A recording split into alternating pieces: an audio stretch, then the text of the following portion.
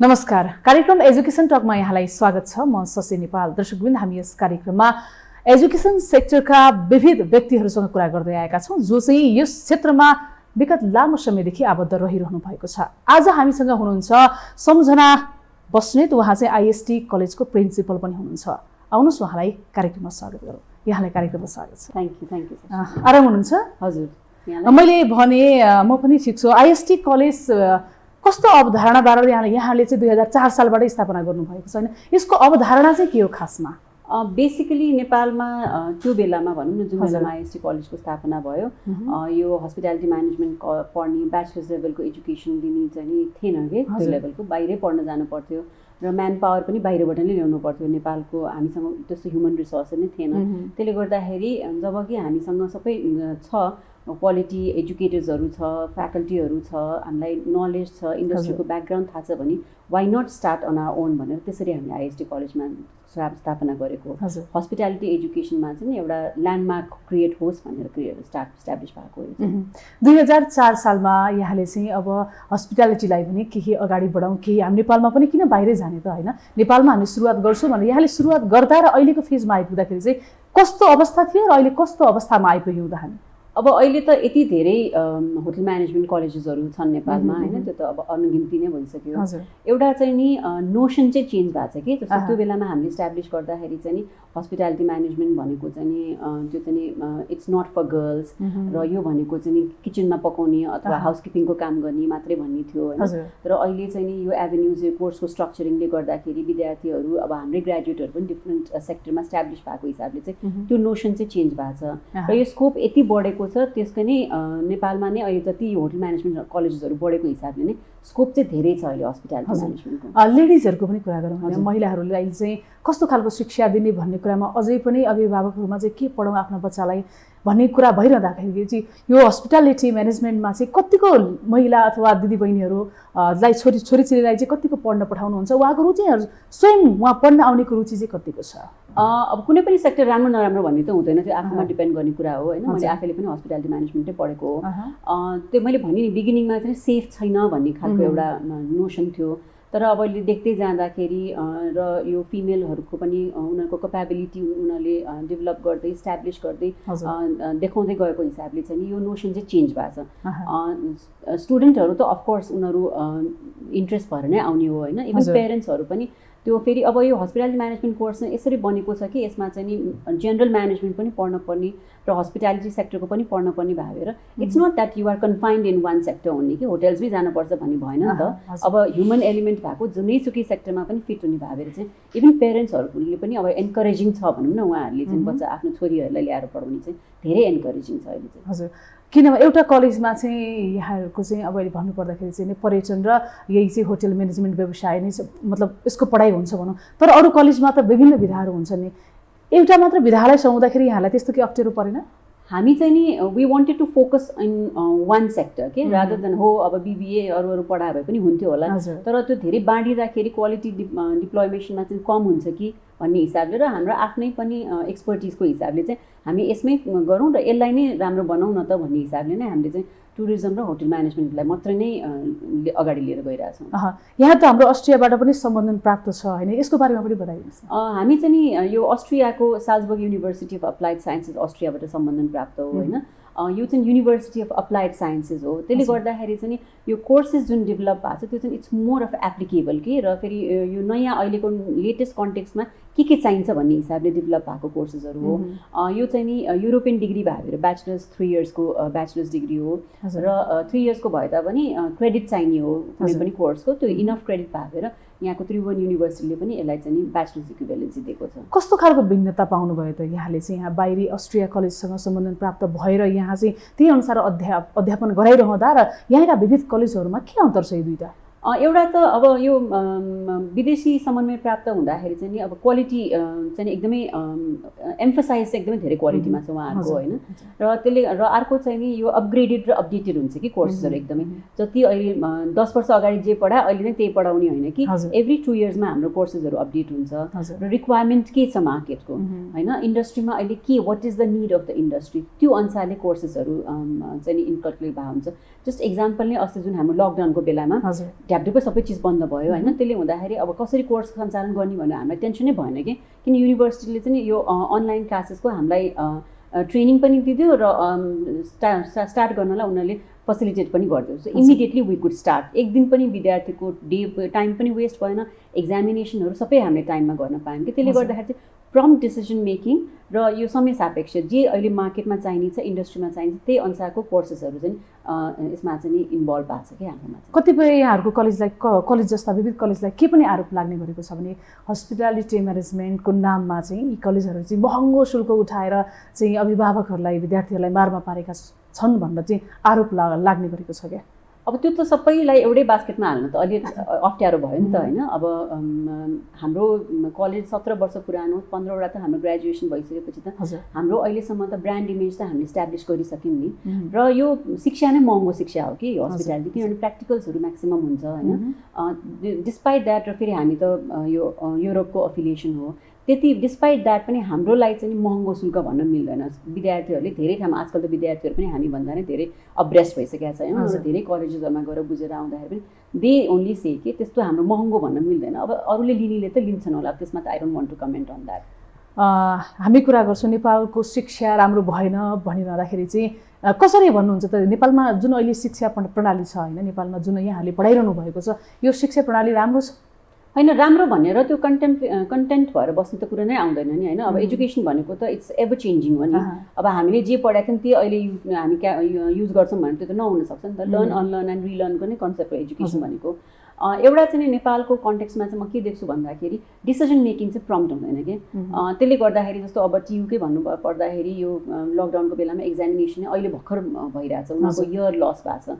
एउटा prompt decision making हुन पऱ्यो र अर्को चाहिँ कोर्सेसहरू बनाउँदाखेरि पनि इन्टरनेसनली हेर्नु पऱ्यो होइन, के छ कस्तो छ। भोलि त्यो विद्यार्थी भनेको त ग्लोबल सिटिजन हो नि त होइन। हाम्रो ग्रेजुएट भनेको त उसले नेपालमा मात्रै फिट होइन कि जहाँ गएर पनि फिट हुन सकोस् in terms of work, in terms of further education is concern.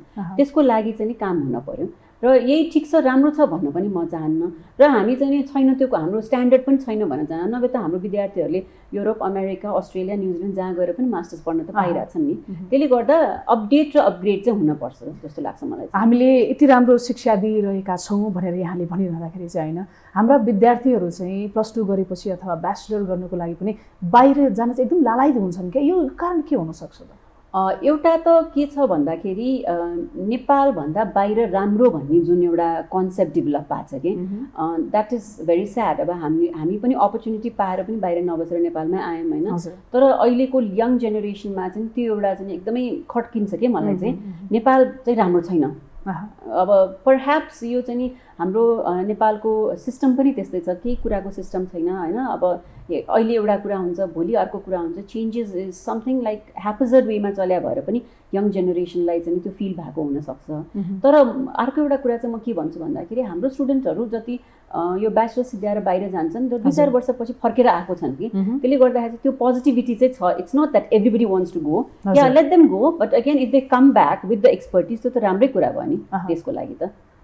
यो कस्तो छ भने सरकारी र प्राइभेट कलेज दाँच्दाखेरि चाहिँ सरकारीको दाँजोमा प्राइभेट कलेज चाहिँ अलिक सुरक्षित छ भनेको छ। यसको लगानीको हिसाबले पनि कुरा उठ्छ होइन, कतिको सुरक्षित छ? साँच्चै सुरक्षित हो होइन? नेपालमा खासमा भन्नुपर्दाखेरि एजुकेसनलाई यो जङ्क्चरसम्म ल्याउनलाई चाहिँ प्राइभेट सेक्टरको धेरै ठुलो हात छ होइन।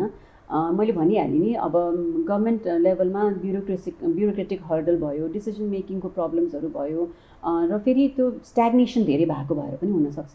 तर प्राइभेटमा त त्यसरी त we can't sustain like that. हामीले चाहिँ प्रम्प्टली डिसिजन गर्नु पऱ्यो, जे प्रमिस गरेको छ त्यसलाई त हामीले फुलफिल गर्दै लानु पऱ्यो नि त स्टुडेन्टलाई। र त्यसले गर्दा र कम्पिटिसन टफ भएर हामीले चाहिँ जहिले पनि अपग्रेड गर्ने नै हिसाबले काम गरिरहेको भएर पनि यो अलिकति भिन्नता देखेको हो कि जस्तो लाग्छ मलाई। पर्यटन क्षेत्रमा चाहिँ कसरी योगदान दिइरहेका छन् यहाँले पढाउनुभएका विद्यार्थीहरूले पढ्दै गएर होइन? नेपाल त अब पर्यटन हिसाबले पनि एकदमै अग्रणी स्थानमा छ। यहाँहरूको त्यो होटल म्यानेजमेन्ट जुन पढिसकेपछि कस्तो खालको योगदानहरू दिइरहेका छन् विद्यार्थीले? हाम्रो विद्यार्थीहरू चाहिँ खासमा दे आर एभ्रिवेयर के when it comes to hospitality industry is concern. होटेल्समा मात्रै छैनन् होइन, उनीहरू एयरलाइन्समा भयो, आफै अन्टरप्रेन्योर भएर बसेका छन्। सानोतिनो होटल्सहरू, तपाईँको लाउन्जेसहरू खोलेर बसेका छन्, ट्राभल एजेन्सीहरू, टुर गाइडरहरू भएको छ। अहिले त हाम्रै ग्रेजुएटले अहिले पढिरहेको स्टुडेन्टहरूलाई पनि टुरमा लगिरहेको छन् कि। अनि त्यसले गर्दाखेरि त त्यो डाइभर्स एरियामा चाहिँ छरिएर भए पनि योगदान त भइरहेको छ नि, होटल्समा काम गर्दा पनि योगदान त भइहाल्यो होइन, आफै नै अन्टरप्रेन्योर हुँदाखेरि पनि भइहाल्यो। सो इट्स नट द्याट उनीहरू चाहिँ केही एउटामा अड्केर बसेको भन्दा पनि सबैतिर बसेर केही न केही हिसाबमा चाहिँ आफ्नो लेभलबाट चाहिँ योगदान दिइरहेका छन्। यहाँले अघि भन्नुभयो हाम्रोमा चाहिँ शुल्क किन पनि बढी लाग्छ भने हाम्रो चाहिँ प्र्याक्टिकल बेस बढी हुन्छ, तर आरोप चाहिँ फेरि कस्ता कस्ता पनि आउँछन् भने प्र्याक्टिकल बेस भइरहँदा पनि जस यो हस्पिटालिटी म्यानेजमेन्ट पढेर आफैले व्यवसाय गर्नेहरूमा चाहिँ त्यति धेरै उहाँहरूको अनुभव त्यति पुगेन। बाहिर पढ्न जानेहरूलाई पनि जति प्र्याक्टिकल अथवा व्यवसाय नै सुरु गर्दा बाहिर गएर केही गर्छु भन्दा पनि उहाँहरूको अनुभव चाहिँ त्यति राम्रो भएन नेपालको पढाइले गर्दाखेरि भनेर पनि भन्ने गरिन्छ।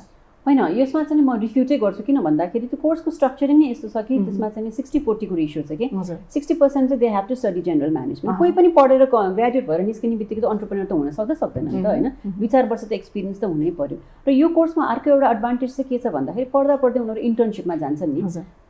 कलेजमा पढ्दाखेरि पनि एक्सेसिभ प्र्याक्टिकल्सहरू हुन्छ होइन, र त्यसभन्दा बाहेक नि ग्रेजुएट हुनको लागि नै उनीहरूले इन्टर्नसिप गर्नुपर्छ।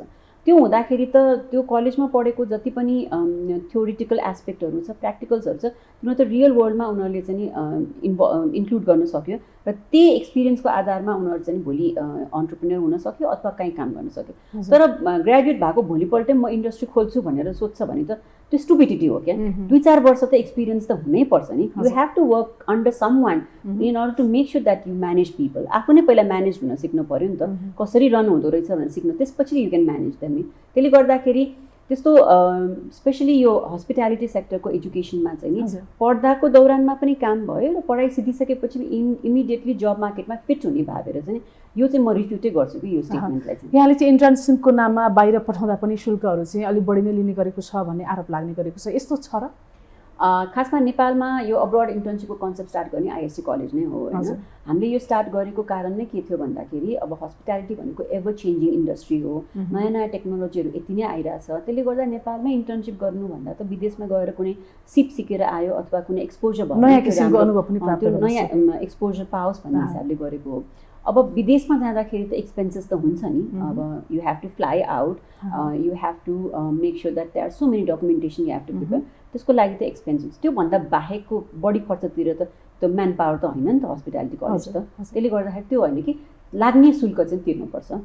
यति धेरै कलेज छन् होइन, मान्छेले अथवा कुनै अब पढ्दै गरेको विद्यार्थीले चाहिँ म चाहिँ अब आइएसटी कलेज जान्छु भनेर रोज्यो भने चाहिँ के कारणले हजुरको कलेजमा आउने त? म त के भन्छु विद्यार्थीलाई भन्दाखेरि don't just come to IST college straight away होइन, go to other colleges also. धेरै चाहिँ कम्पेयर एन्ड कन्ट्रास्ट धेरै गर्नुपर्छ होइन। धेरै कलेजेसहरू छन्। एउटा त अब हाम्रो ब्रान्ड इमेज नै भइसक्यो, आइएसटी 17 वर्ष भइसक्यो र हामीले चाहिँ नि म एउटा सानो इक्जाम्पल दिन्छु। मलाई एउटा रिसेन्ट अहिलेको 5 स्टार होटलको जिएमले के भन्नुभएको थियो भन्दाखेरि from distance I know they are your students भन्नुभएको थियो। किन भन्दाखेरि with their body language the way they handle and talk to the people I know they are IST students भन्नुभएको थियो। र अर्को कुरा चाहिँ कोर्स कन्टेन्ट हेर्नुपर्छ स्टुडेन्टहरूले। भोलि पढिसकेपछि कहिलेकाहीँ हुन्छ नि त, अब ब्याचलर्स पढ्दाखेरि हस्पिटालिटी म्यानेजमेन्ट पढ्यो, भोलि म चाहिँ अर्को फिल्डमा जान्छु, मास्टर्स गर्नलाई एमबिए गर्छु भने त्यो फिट छ कि छैन त्यो कोर्स, त्यसले हामीलाई त्यो प्रोग्रेसन दिन्छ कि दिँदैन, इनफ क्रेडिट छ कि छैन। अनि त्यो पढिसकेपछि ग्रेजुएटहरू के गरिरहेछन् मेन त होइन, र इन्डस्ट्रीमा कस्तो छ त्यो बुझ्न पऱ्यो। र आइएसटीको कन्टेक्समा चाहिँ हाम्रो अहिलेसम्मको 13-14वटा ग्रेजुएसन भइसक्यो, अहिलेसम्म पनि एकजना स्टुडेन्ट पनि म बेरोजगार भएँ भन्ने छैन कि, one way or the other they are involve. र यो कोर्सको स्ट्रक्चरिङले गर्दाखेरि पनि उनीहरू any fit like they are working in the hotels, they are working in the banks, they are working in NGOs and INGOs. किन भन्दाखेरि त्यो कोर्सको स्ट्रक्चरिङले गर्दाखेरि हो नि। र आइएसटीमा चाहिँ हामी तिमी आऊ 3 वर्ष पढ ग्रेजुएट हो जो भन्दैनौँ कि, हामी चाहिँ उनीहरूलाई ओभरअल डेभलपमेन्टमा चाहिँ धेरै नै एम्फसाइज गर्छौँ। जस्तो हाम्रो सोसियो साइको काउन्सिलिङहरू हुन्छ उनीहरूको होइन, पर्सनालिटी डेभलपमेन्टहरू हुन्छ, यो प्रेजेन्टेसन स्किल्सहरू पढ्दाखेरि कन्फिडेन्स बिल्डअप गर्नलाई सहयोग पुग्छ। किन सर्टिफिकेट त जोसँग पनि हुन्छ नि त, something you have to have edge over others. त्यसको लागि चाहिँ आइएसटीमा चाहिँ नि वी हेभ द्याट इन्फ्रास्ट्रक्चर भनौँ न। र अर्को चाहिँ नि हाम्रो टिचर्सहरू पनि धेरै नै एक्सपिरियन्स हुनुहुन्छ।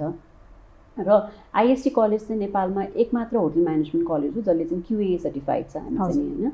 यो युनिभर्सिटी ग्रान्ट्स कमिसनबाट सर्टिफाइड हो। यो युनिभर्सिटी ग्रान्ट्स कमिसन भनेको चाहिँ it's an umbrella institution of the universities. र उहाँहरूले पनि एउटा क्वालिटीको स्ट्यान्डर्डाइजेसन हामीले मिट गरे भएर नै त्यो एक्रेडिटेसन दिनुभयो नि त। त्यो पाउनु नै हाम्रो लागि त एउटा क्वालिटीको यार्डस्टिक भयो नि आइएसटीको लागि। हामी केही समय अगाडि अझै पनि हामी त कोभिडबाट त पछाडि त छैनौँ होइन, तर केही मात्रामा चाहिँ कम भएको भनिरहँदा नयाँ नयाँ भेरिएन्टका कुराहरू त आइरहेका छन्। यो कोभिडको समयमा चाहिँ यहाँलाई के कस्तो अप्ठ्यारो आइपऱ्यो, कसरी सञ्चालन गर्नुभयो भन्न त भन्नुभयो, हामीलाई चाहिँ बाहिरबाट अस्ट्रेलियाबाट पनि उहाँहरूले हामीलाई ट्रेनिङ दिनुभयो, हामीले त्यही अनुसार गऱ्यौँ भनिँदाखेरि प्र्याक्टिकल बढी बेस भएको कलेजमा चाहिँ कसरी अध्यापन गर्नुभयो यहाँले? बिगिनिङमा त हाम्रो थ्योरी क्लासेसहरू सबै अनलाइन नै भयो होइन। त्यो क्लासेसमा पनि हामीले एउटा चाहिँ के उनीहरूलाई इन्ट्रोड्युस गऱ्यौँ भन्दाखेरि यो मोटिभेसन क्लासेसहरू इन्ट्रोड्युस गऱ्यौँ कि किन भन्दा बिजी भइरहेको मान्छे suddenly you are confined in the house and then education भनेको चाहिँ त्यो खालि लेक्चर मात्रै होइन नि त होइन, त्यो त ओभरअल डेभलपमेन्ट हो, एउटा होलिस्टिक अप्रोच हो। त्यसले गर्दाखेरि हामीले उनीहरूलाई यो मोटिभेसन क्लासेसहरू स्टार्ट गऱ्यौँ र फेरि बिचबिचमा त यो विन्डो जस्तो भएको थियो नि त, अलिकति केसेस कम हुने अनि फेरि खोल्ने जस्तो भएको थियो। त्यो बेलामा चाहिँ हामीले सानो सानो ग्रुपमा गरेर पनि प्र्याक्टिकल्सहरू चाहिँ सञ्चालन गरेका थियौँ जब अलिकति लुजन अप भएको थियो नि त्यो बेलामा चाहिँ। त्यसले गर्दाखेरि त्यस्तो मिस भनेको चाहिँ भएन त्यसले। अब एउटा त हाम्रो चाहिँ लकिली के भयो भन्दा ठ्याक्क सेमेस्टर एक्जाम सिधैपछि लकडाउन भयो, त्यो सेमेस्टरको एन्टायर एक्टिभिटिजहरू सबै भइसकेको थियो। त्यसपछिको दौरानमा 3-4 महिना थ्योरी क्लास भयो अनि त्यसपछि सानो सानो ग्रुपमा प्र्याक्टिकल्सहरू हामीले गर्दाखेरि चाहिँ त्यति मिस चाहिँ गर्न परेन विद्यार्थीहरूले। हाम्रो कस्तो छ भने हामीले जस्तो शिक्षा दिन्छौँ उनीहरूबाट भोलि हामीले त्यस्तै पाउँछौँ भनिन्छ होइन। अनि हामीले पढाइमा चाहिँ कति पर्सेन्ट ल्याउँछ भन्नेतिर बढी ध्यान दिन्छौँ, तर उसलाई हामीले कस्तो शिक्षा दिइरहेका छौँ। हामीले शिक्षा दिइरहँदाखेरि चाहिँ उसलाई हामीले पढाइरहँदाखेरि चाहिँ उसले समाजमा बस्दाखेरिको भूमिका कसरी निभाउनुपर्छ लगायतका विविध कुराहरूमा चाहिँ कलेजले चाहिँ कहिले पनि चासो दिएको पाइँदैन भनिन्छ। यहाँहरूले त्यस्ता केही ट्रेनिङहरू दिने गर्नुभएको? मैले अघि भने नि हामीले चाहिँ सोसियल साइको काउन्सिलिङहरू गर्छौँ भनेर, त्यो त्यसमा चाहिँ धेरै यो कुराहरू इन्भल्भ हुन्छ कि यो मोरल साइन्सेसहरू होइन, यो हाउ टु र यो हस्पिटालिटी एजुकेसनमा नै how to deal with people यो सेक्टरै त्यही हो। त्यसले गर्दाखेरि त्यो त उनीहरूले पढ्दाखेरिको दौरानमै पाइहाल्छन्। र हाम्रो चाहिँ इभन सानो सानो कुरामा पनि हामी चाहिँ एम्फसाइज गर्छौँ, like greeting when ever you see your teachers and your friends, smiling, you know this सानो सानो कुरा। त्यसले गर्दाखेरि पनि धेरै त्यसले चाहिँ इम्प्याक्ट पार्दो रहेछ कि।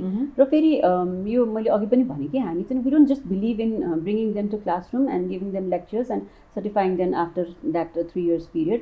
त्यो बेलामा बिफोर एन्ड आफ्टर कि स्टुडेन्ट कलेजमा आउँदाखेरि कस्तो थियो र यहाँबाट निस्केर जाँदाखेरि कतिको उसको डेभलपमेन्ट भएको छ त्यो चाहिँ हामीसँग एकदमै हाम्रो त्यो चाहिँ त्यो हामी विचार गर्छौँ विद्यार्थीहरूको।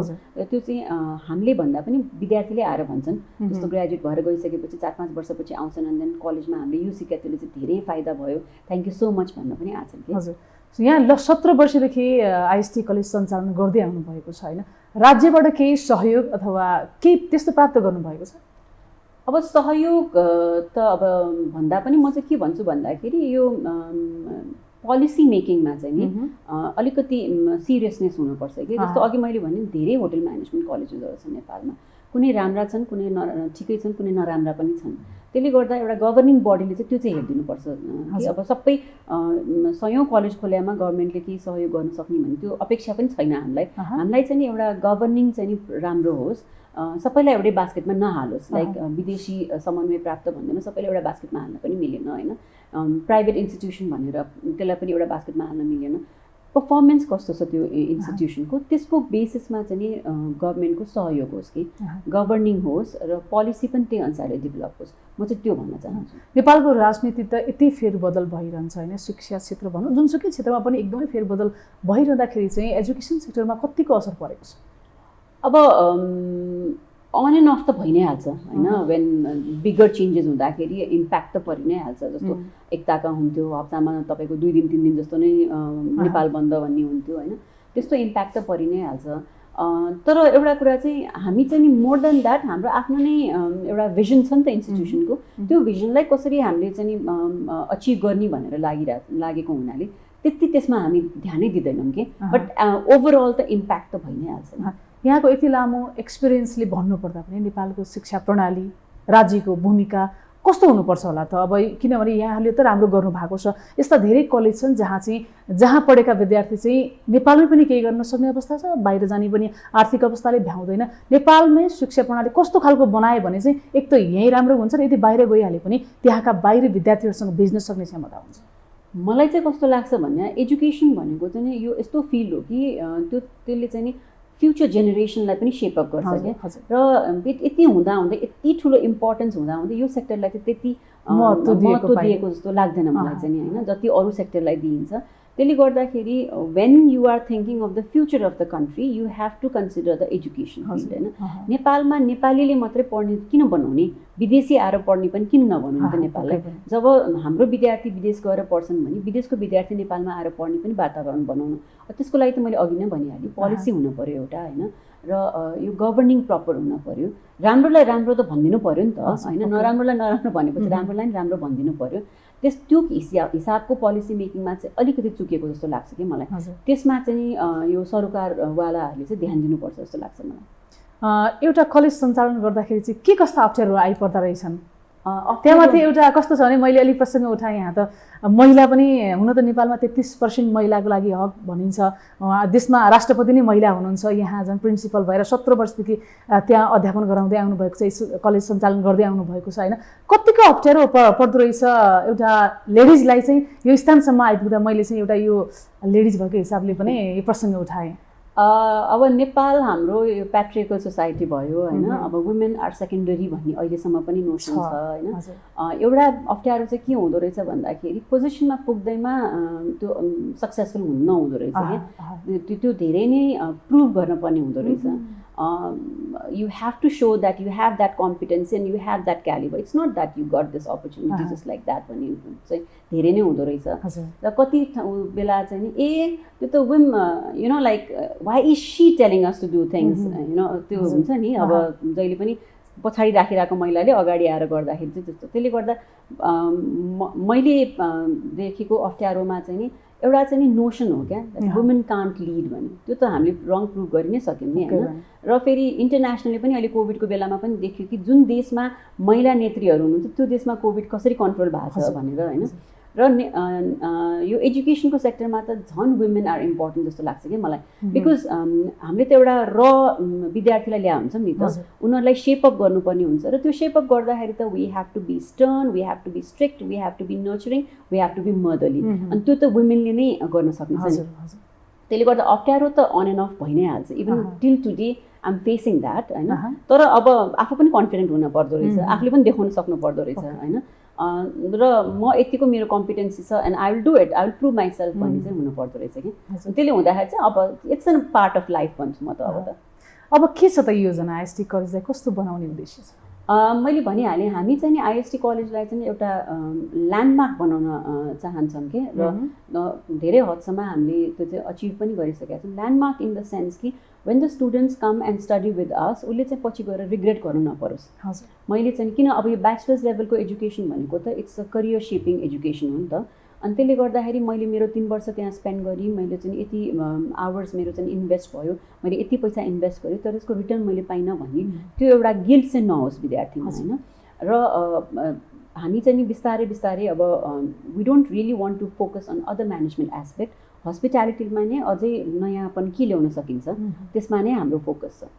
नयाँ पढ्दै गरेका भाइ बहिनीहरूलाई के लाग्न सक्छ, म कुन सब्जेक्ट छानौँ, कसरी छानौँ होइन, उनीहरूमा चाहिँ त्यो किसिमको पनि एउटा तनाव जस्तो पनि हुन्छ। त्यस्तो अवस्थामा चाहिँ कसरी म योतिर लागौँ भने चाहिँ उनीहरूले कसरी रोज्न सक्छ त? एउटा त अब हामीले हेर्ने भनेको वरिपरि आफ्नो सराउन्डिङमा पनि हेर्ने हो होइन। अब मेरो फ्यामिली ब्याकग्राउन्डमा अथवा मेरो सर्कलमा कुन कुन सेक्टरमा मान्छेहरू हुनुहुन्छ भने त्यो एउटा हामीसँग रेफरेन्स पोइन्ट हुन्छ। र सेकेन्ड चाहिँ यो बजारमा के कुन कोर्सको चाहिँ डिमान्ड बढी छ त। अब जस्तो हस्पिटालिटी एजुकेसनमा चाहिँ अब हस्पिटालिटी भनेको यस्तो फिल्ड हो कि जुन चाहिँ रोकिँदैन कि, मान्छेले ट्राभल गर्न त छोड्दैन होइन। इभन अहिले कोभिडको टाइममा यस्तो रेस्ट्रिक्सन्स हुँदा पनि देखिरहेछौँ हामीले होइन। त्यसले गर्दाखेरि when somebody travels they need the hospitality. अब प्लेन चढ्नलाई होस्, गाडी चढ्नलाई होस् होइन, ट्राभल प्याकेजेसहरूको लागि होस्, होटेल्समा होस् होइन, त्यो धेरै अपर्च्युनिटी चाहिँ धेरै छ कि यो सेक्टरमा।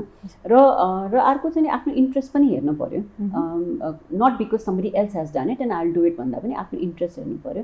र कन्फ्युजन छ भने म त के भन्छु भन्दा घुम्ने, हेर्ने, कलेजेसहरूमा गएर बुझ्ने, कोर्सेसहरू हेर्ने, ग्रेजुएट्सहरूको के छ भनेर हेर्ने, अनि त्यसपछि डिसाइड गर्ने। Don't just decide in GP के लाइक कसैले गर्यो अब म पनि गरिहाल्छु भन्नु भन्दा पनि राम्रो रिसर्च गरेर चाहिँ गर्नुमा that will be a beneficial जस्तो। कसैलाई यहाँको कलेजमा पढ्न मन छ तर आर्थिक अवस्था एकदमै कमजोर छ, पढ्नमा अब उहाँ चाहिँ एकदमै इन्ट्रेस्टेड हुनुहुन्छ होइन, त्यस्तो अवस्थामा यहाँको कलेजले के व्यवस्था गर्छ? हाम्रोमा स्कलरसिप्सहरू छ स्टुडेन्टहरूलाई।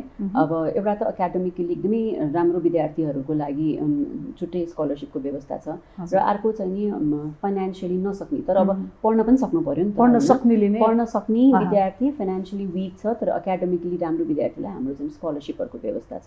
र फेरि हामी चाहिँ के गरिदिन्छौँ भन्दा उनीहरू स्टुडेन्टहरू इफ दे वान्ट पढ्दा पढ्दै काम गर्ने वातावरण पनि हुन्छ कि उनीहरूलाई पार्ट टाइम जबहरूको पनि पोसिबिलिटी हुन्छ र ब्याङ्क फाइनेन्सिङको पनि पोसिबिलिटी हुन्छ। हस्, यहाँ आइदिनु भयो, आफ्नो कलेज लगायत शिक्षा क्षेत्रमा कसरी चाहिँ अझ शिक्षा क्षेत्रलाई कसरी राम्रो बनाउन सकिन्छ अनि नयाँ चाहिँ जो चाहिँ अब पढ्दै गरेका भाइ बहिनीहरूलाई चाहिँ यस्तो तरिकाले चाहिँ हामीले सब्जेक्ट रोज्न सक्छौँ लगायतका विभिन्न विषयमा जानकारी गराउनु भयो, यसको लागि यहाँलाई धेरै धेरै धन्यवाद। मलाई पनि बोलाएर 2 शब्द राख्ने मौका दिनुभयो, thank you so much. Thank you. दर्शकवृन्द, आजका लागि कार्यक्रम एजुकेसन टकको समय सकिएको छ। आज हामीले कुरा गऱ्यौँ आइएसटी कलेजको प्रिन्सिपल सम्झना बस्नेतसँग।